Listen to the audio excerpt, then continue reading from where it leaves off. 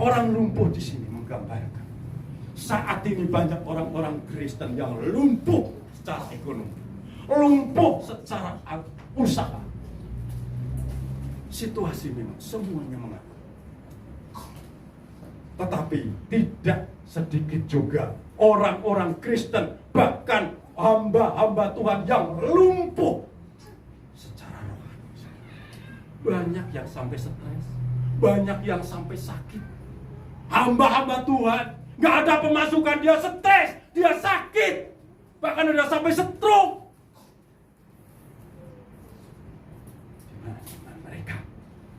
Di mana pengharapan mereka? Saudara, tetapi bersyukurlah kita, jemaat Tuhan di tempat ini, walaupun jemaatnya tidak ribuan, saudara digembalakan oleh seorang gembala yang sangat tangguh. Visi seperti ini, coba saudara bisa bayangkan kalau bapak gembala kita stres, bapak gembala kita langsung jatuh sakit, nggak bisa apa-apa, apalagi kalau namanya udah stres, bingung gitu ya, karena mungkin nggak ada pemasukan dan lain sebagainya. Oh, bingung saudara, kita mau kemana?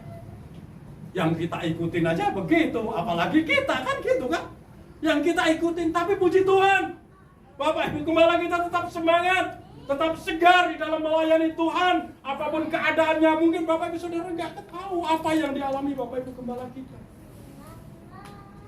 Tapi satu hal yang kita tahu, bahwa Allah kita akan memeliharakan kita sampai selama-lamanya. Dan sukacita itu jangan sampai hilang dari kehidupan kita. Itu harus kita pertahankan. Untuk itu, cari dulu kerajaan Allah dan kebenarannya, maka semuanya akan ditambahkan. Gimana caranya mencari kerajaan Allah? Berdoa, membaca firman Tuhan, renungkan firman-Nya siang dan malam. Paling tidak kita ingat satu ayat yang mengatakan bahwa sehelai rambut pun tidak akan pernah gugur dari atas kepalaku tanpa seizin Tuhan. Imani itu, ketika kita sakit maka kita akan dikuatkan oleh firman Tuhan itu.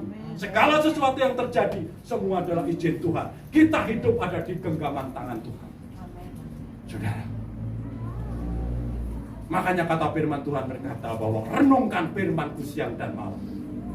Barang siapa yang merenungkan firman-Ku, maka aku akan hidup di dalamnya, kata Yesus. Itu benar.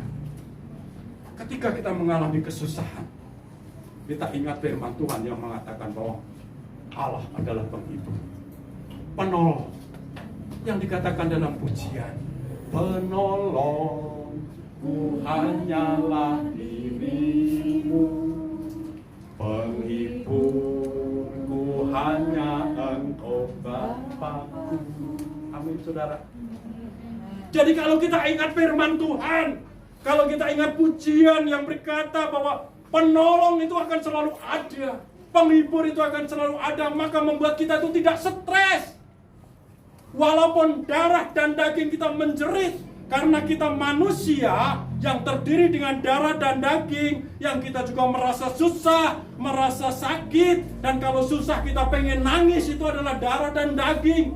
Kalau kita dalam keadaan lumpuh ekonomi kita, lumpuh usaha kita, mungkin kita sedih, mungkin kita menangis, kita menjerit. Tapi ingat, jangan engkau padamkan api kemuliaan itu sehingga roh dan jiwa kita itu padam. Buatlah roh dan jiwa ini tetap bergelora. Roh dan jiwa kita tetap bersuka cita di dalam Tuhan. Roh dan jiwa kita tetap semangat di dalam kita melayani Tuhan. Karena melayani Tuhan itu suatu bukti sejauh mana kita mengasihi Tuhan, kita akan melayani Tuhan. Amin. Bapak Ibu Saudara yang dikasihi Tuhan. Amin. Kita ambil suatu contoh yang sangat-sangat indah, itu adalah seorang yang mengusung orang yang lumpuh. Dia tidak ingin namanya disebut. Di sini namanya tidak ditulis. Seolah-olah biasa-biasa saja. Enggak seperti apa. Cuma itu menjadi contoh teladan bagi kita. Jangan ingin kita dipuji ketika kita bisa menolong seseorang. Jangan ingin dipuji. Saya melihat beberapa renungan. Ada seorang cukup kaya. Ketika dia ada di rumah makan, dia lagi makan. Ada seseorang pemuda compang-camping, dia juga beli makanan dibungkus, tapi si orang setengah kaya ini dia mau makan di situ. Setelah seorang pemuda compang-camping ini dia membayar nasi bungkusnya yang kurang 2.000 rupiah, langsung si yang pedagang itu marah. Dari kemarin kamu kurang terus. Kapan kamu bayar bisa lunas? Kurang lebih seperti itu. Jadi kurang, kalau bayar beli nasi bungkus kurang wae. Nasi orang yang setengah kaya itu udah, Bu, jangan marah-marah. Biar saya yang tutup, saya bayar. Dia bayar. Sudah, sehingga si ibu ini diam. Tetapi dia punya hati seolah-olah dia menjadi seorang pahlawan. Aku sudah bisa menolong orang yang jajannya kurang, aku bayar kurang lebih 2.000 rupiah. Sudah, seperti tidak terjadi apa-apa. Ketika beres makan, si pemuda ini dia keluar naik mobil, dia langsung jalan. Ternyata melihat si orang yang compang-camping tadi, ternyata dia pengamen, seorang pengamen jalanan. Akhirnya si orang setengah kaya tadi berhenti. Dia bertanya, bukankah kamu tadi yang ketemu di tempat makan? Oh iya. Oh, sudah saya bayarkan yang kurangannya ke si ibu tadi. Dengan rasa membusungkan dada karena bangga bisa membayarkan kurangannya tadi. Oh ya, terima kasih, kata si pengamen itu. Terus dia benar bertanya, apakah kerjaanmu tiap hari seperti ini? Ya, saya ngamen tiap hari di jalan. Dan dia cerita, sesungguhnya kamu udah makan? Dia tanya. Udah. Oh, nasi tadi sebetulnya bukan buat saya, kata si pengamen itu. Buat siapa? Itu orang tua yang duduk di situ. Dia ada pengemis tua. Si nasi bungkusnya ternyata, sejak kapan kamu ngasih makan itu? Tiap hari. Hasil ngamen saya untuk kasih makan.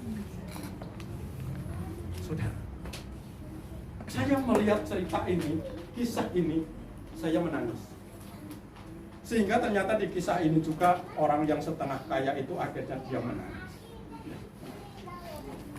Aku bisa membayarkan 2.000 aja seolah-olah aku membusungkan dada. Aku sombong. Aku merasa bisa membantu orang. Tetapi pengamen jalanan yang tidak punya apa-apa mampu memberikan nasi bungkus kepada pengemis miskin yang ada di pinggir jalan, yang tidak bisa apa-apa, dia kondisi sakit. Sudah. Kalau kita perhatikan, kadang-kalanya orang yang hidupnya pas-pasan lebih bisa memperhatikan orang daripada orang yang hidupnya makmur, saudara. Coba renungkan baik-baik. Pengamen jalanan karena ngamennya belum dapat nasi sebungkus sehingga kurang.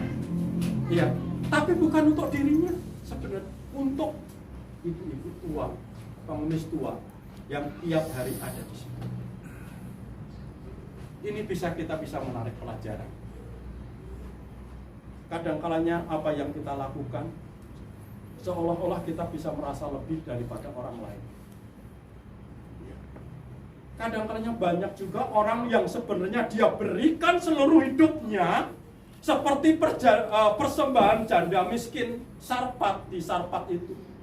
Dia berikan 2 keping tapi itu semuanya, segala-galanya. Dengan orang yang setengah kaya atau mungkin orang kaya bisa memberikan sebagian, itu hanya beberapa 0,%-nya saja, tetapi dia sudah merasa ini menjadi pelajaran bagi kita. Sekarang apa sebenarnya yang sudah kita berikan kepada Tuhan? Sudahkah kita memberikan hidup kita ini untuk Tuhan? Tuhan tidak pernah menuntut apa yang saudara tidak bisa, tetapi yang saudara bisa lakukan. Tuhan menuntut apa yang saudara sudah tahu dan seharusnya saudara bisa lakukan. Bapak Ibu Saudara yang dikasihi Tuhan, seperti pengusung orang sakit lumpuh tadi, dia tidak pernah menuntut apa-apa. Dia lakukan. Dia enggak menuntut bayaran dan dia tidak mengata-ngatain apa-apa terhadap orang yang sakit. Cukup dia melihat orang sudah turun dari atap dan Yesus sudah berkata, dosamu sudah diampuni. Dia tahu bahwa dia sembuh. Dia bersukacita. Dia tinggal. Ini kiranya boleh menjadi pelajaran bagi kita. untuk pengiringan kita kepada Tuhan. Kita tahu saat ini kita kondisi lemah. Tubuh kita mungkin lemah karena sakit penyakit, batuk, flu, pilek, dan lain sebagainya. Tapi kita jangan kecil hati dan kita jangan berserah kepada keadaan. Tetaplah kita semangat di dalam Tuhan bahwa sakit penyakit itu akan tetap ada, tidak akan pernah bisa disingkirkan dari muka bumi ini, karena bumi ini adalah tempatnya. Bahwa ada pujian yang mengatakan, marilah Tuhan pimpin saya, ku tak berani jalan sendiri dalam dunia penuh susah. Jadi dunia itu penuh kesusahan, penuh segala penyakit, penuh segala masalah. Tetapi Yesus sanggup untuk menyingkirkan, artinya kita itu lepas dari sakit penyakit itu. Yesus sanggup membuat kita itu terhindar dari sakit penyakit itu. Yesus sanggup.